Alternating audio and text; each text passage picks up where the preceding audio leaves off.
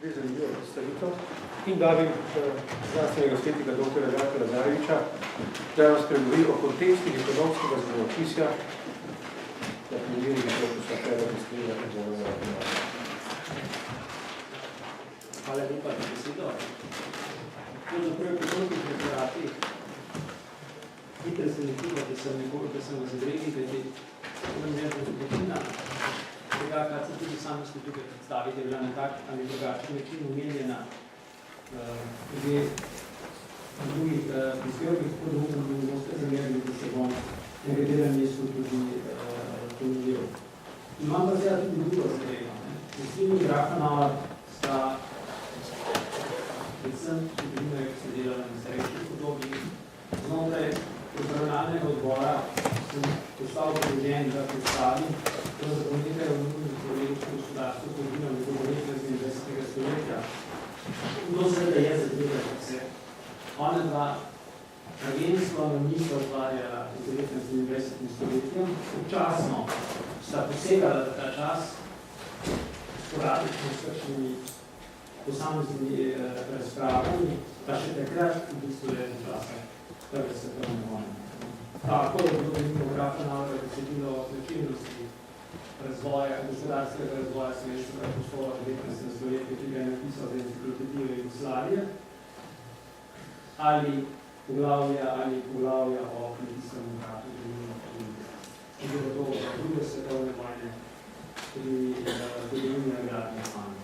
Registrin se velja enako, ampak da je pozorite na drugo serijo člankov iz leta 1968 o dolgoročnem gospodarskem razvoju, kjer je vsemi članek namenil, ki so idealistični geografi slovenskega prostora v drugi polovici 19. stoletja in to obravnavo približno 7 let okrog prve svetovne vojne. Če na tej ravni pravzaprav obstaja neka zadrega, kako popeljati Stine in Grafanova koncept 19. stoletja na področju gospodarske zgodovine, pa je seveda sama gospodarska zgodovina kot taka omogoča to priložnost, da pravzaprav iz kakšnih drugih točk njega dela, njegih razprav, pravzaprav izlučimo tudi nekaj poglede na 19.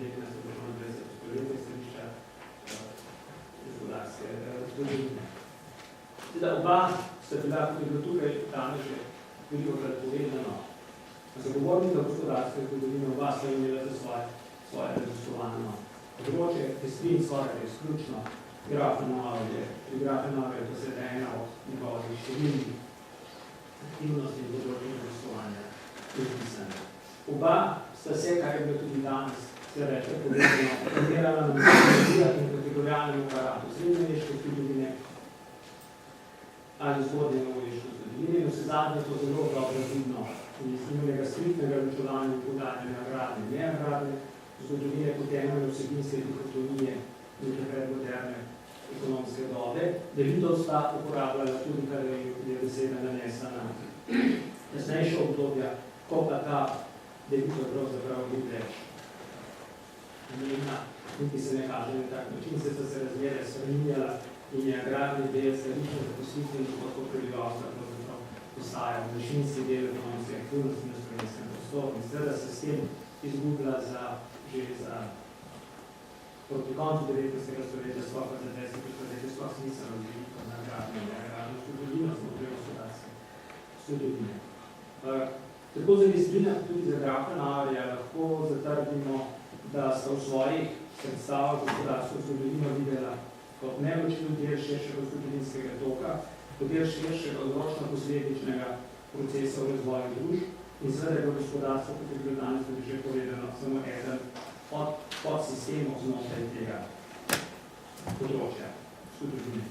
Z upoštevanjem naštetih del, kateri sem omenil, lahko skiciramo nek splošen koncept gospodarske zgodovine, ki se mi zdi pravzaprav dokaj sveže za današnji čas in glasil bi se lahko, da verjetno nima za spraševanje, kako in zakaj so ljudje gospodarji in kakšne so bile posledice, družbene posledice te gospodarske dejavnosti.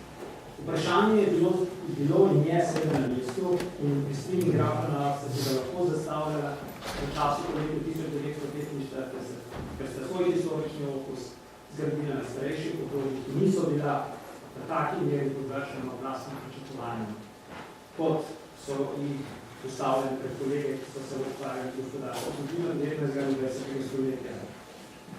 V tem družbenem kontekstu je bilo prostora za samo moderno gospodarstvo kulturno malo. Prevladujoč je bil podarek velikih zgodovinskih posebinah, ki so imeli tudi nacionalno alternativen značaj.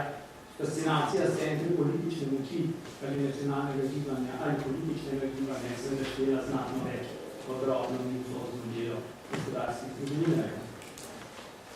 Da ne govorimo seveda tudi o značilnosti okolja, ki je bilo ideološko rigidno, redukcionistično in ustrajeno v nekem predpisanem interpretacijskem vzorcu marksističnega zgodovinopisja in ta vzorec ni najavljal, če nekoliko preskočeno samo programski članki leta v prvih številkah zgodovinskega časopisa, temveč je bil ta programski vzorec postavljen že z knjigo Kredikovega Vorca Javnica, ki je šla leta 1945 in v celoti pokazala, kakšen je vzorec interpretacije slovenske zgodovine od leta 1945. Danes družbeno okolje, pač ali glasno okolje ni zanimalo, kako so ljudje v preteklosti gospodarili in česa so živeli.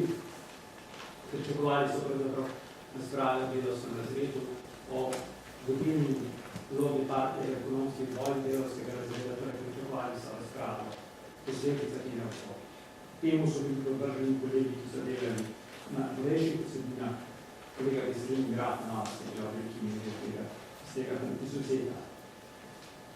Tako okolje seveda ni bilo prav spodbudno za razvoj same discipline in to rigidnost tega okolja so predvijali posamezniki s svojimi pobudami in znotraj teh pobud je bila prav gotovo izsrednji Grafenauer vstopajoča, tako s svojimi konceptualizacijami zgodovine in gospodarske zgodovine svojim raziskovanjem delovnih publicistov. Poglede Grafenauerja na gospodarsko zgodovino najnovejših obdobij je mogoče izluščiti iz referata, ki je imel leta 1969, objavljeno leta 70, problemi naloge slovenskega zgodovinopisja v zvezi kulture leta 1908. Ta referat je predstavljen na proslavi 10. obletnice Inštituta za zgodovino delovskega gibanja. Gospodarsko-zgodovinske poudarke, ki se sicer izgubijo v političnosti njegovega diskurza, ki je že Marko prej omenjal, namen je bil sekretarni čas nujen in prevlade drugih tem, je mogoče staviti naslednja priporočila ne samo inštitutskim sodelavcem, ampak strokovni koordinaciji javnosti kot celoti. Se pravi, prvič, metodološki obrat od pozitivizma na reviziji nujno upeljava kvantitativnih metod zaradi naraščajočega števila informacij in kompleksnosti gospodarskega razvoja, odmik od parcialnih študij k makrozgodovinskim vsebinam in raziskavam, okrepitev zavedanja vzročnosti in organske povezanosti na družbeno ekonomijo. In ta most na družbeno ekonomijo je Grafenauer v tem referatu predstavil socialno strukturo, ki pravzaprav predstavlja povezavo med politiko na eni strani in gospodarstvo na drugi strani. Ta Grafenauerja priporočila, ki so seveda splošne narave in ki možno aplicirati kot okoli stoletje, raziskujemo, so bila bolj ali manj resničena z dvema zvezkoma gospodarske in družbene zgodovine, ki je spodbudil v delu širše zastavljanje projekta, ki se je sicer začel s predlogom v zgodovina gradnje fana. Zvezka, ki se je šla v roku 10 let, sta bila seveda za najnovejše historično obdobje komunitiva, nedorečena in neravnotežena, drugače tudi ni samo biti nastavljene raziskav, ki so bile na bolje intenzivne. Tako je njen bistveno poudarek seveda na starejših obdobjih, ki se jih oba zvezka pokrila za zavidljivo delo natančnost in koordiniranost vseh ozirov. Danes lahko rečemo, da je šlo za generacijski mogoče celo nepredstavljiv potek tudi današnjega raziskovalnega časa in različnih top-up lestvic raziskovalcev, ki si jih privošči naša agencija. Vzeti je mogoče, da sta oba zvezka pri gospodarske in družbene zgodovine v javnosti pustila, zgodovinac javnosti pustila, da se odločila. Na eni strani zavedanje o pomenu gospodarske zgodovine in potrebnosti gospodarske zgodovine, celovito ocenjevanje historične izkušnje posameznih obdobij. Hkrati sta zvezka na drugi strani tudi boleče razgledala izjemno velik izostanek razoslovanja gospodarskih procesov v 19. stoletju, ko je ta prostor, če tudi se je to zamudo vendar, so zajeli nekoliko hitrejši procesi transformacije družbe in gospodarstva. Objavljena ta zvezka je pravzaprav samo del izjemno široko zamišljenega in redko kdaj v slovenskem prostoru za kondicionalno zastavljenega projekta, kajti zamisel je bila, da bi predstavili gospodarske razvoj posameznimi zvezki, ker bi poleg ekrati domano, ki so še prve, pokrili še industrializacijo, organizacijo, obrt, trgovino, promet, institucije finančnega posredništva, ekonomično gospodarjenja, cene, meze, merjenje drži, gibanje bruto domačega proizvoda, gospodarske in socialne sisteme, ter ekonomsko in socialne politike. Zamisel je bila sicer nemožna, a vendar hudi ukrepi za stvarnostjo, če samo pomislimo na sila skromno število raziskovalcev, da govorimo o obsegu in kompleksnosti obstoječih raziskav. V svojih pogledih na gospodarstvo zgodovino je Hertog Westlin, ki ga presenetimo ni najtimer avtor iz zgodovine agrarnih panov, najbolj očitno spregovoril, kot je Britan nekajkrat rečeno, že Peter Vodno, Kovolov in Štenateja, na 21. zborovanju slovenskih zgodovinarjev v Celju. Na nek zanimiv način skozi kritiko obstoječega stanja je podal vizijo za naprej in jasno koncipiral vsebinske in metodološke gradovite discipline v zaključku predavanja. Istrinovo izvajanje zgoščeno v nekaj točk stanje slovenskega gospodarskega zgodovizija na začetku 80-ih let kaže naslednji. Nedefiniranost discipline znotraj zgodovinopisja kot takega, nezadostna sovražnost zgodovinarjev za gospodarske zgodovinske raziskave, metodološka neustreznost, tukaj mislim na prevlado deskripcije na mesto analize, nujnost odsotnost komparativnih in kvantitativnih metodnih analiz, odsotnost sistematičnosti in prioritizacije raziskav, odsotnost raziskav kompleksnih gospodarskih pojavov in institucij na dolgi rok in predvsem nekaj, kar pravzaprav obstaja kot pomanjkljivo še danes, je pomanjkanje sintetičnih ukrepov. Istrin je plediral za redefiniranje oziroma negaviranje gospodarsko-zgodovinske stroke v sferi discipline, ki bi zajela raziskave v njegovih besedah gospodarskih aktivnosti in dogodkov, gospodarskih procesov in struktur in institucij, pa tudi razvoj ekonomske misli in teorij v vsej konkretnosti v času in prostoru. Taka gospodarska zgodovina bi morala biti v tesni korelaciji z družbeno zgodovino, potem nadaljuje, da bi morali gospodarsko zgodovino navezati na ekonomsko zgodovino, ki bi postala po njegovih besedah sestavni del konceptualnih in metodoloških izhodišč zgodovinarja. Pa vendar, v isti sabi, lahko rečemo, je tudi stvaril pred ekonomističnim abstrahiranjem historičnih stvarnosti in tu se je navezoval na grafno aurega problematiziranja historičnosti ekonomske vede in njenemu odrekanju historičnim analizam, kar je razvijal pred občinstvom Inštituta za zgodovino in teorije 1996. Po Istrinu med ekonomske teorije bila zgovorne analize, cene gospodarskega zgodovinarja usmerjala sintezi in generalizacije. Gospodarski zgodovinarji ne bi se obrnili vihavnosti in lahkotnosti ekonomističnih modelov, da v interpretacijah ne bi trpela sredovečnost, privahnost ali kompleksnosti serične materije. Da zgodovinarji ne bi podlegli izkušnjavam, da predlagal interdisciplinarno izobraževanje zgodovinarjev, ki bi se že tekom študija zgodovine seznanili s kategoриjalnim aparatom in metodološkim instrumentarijem ekonomske stroke.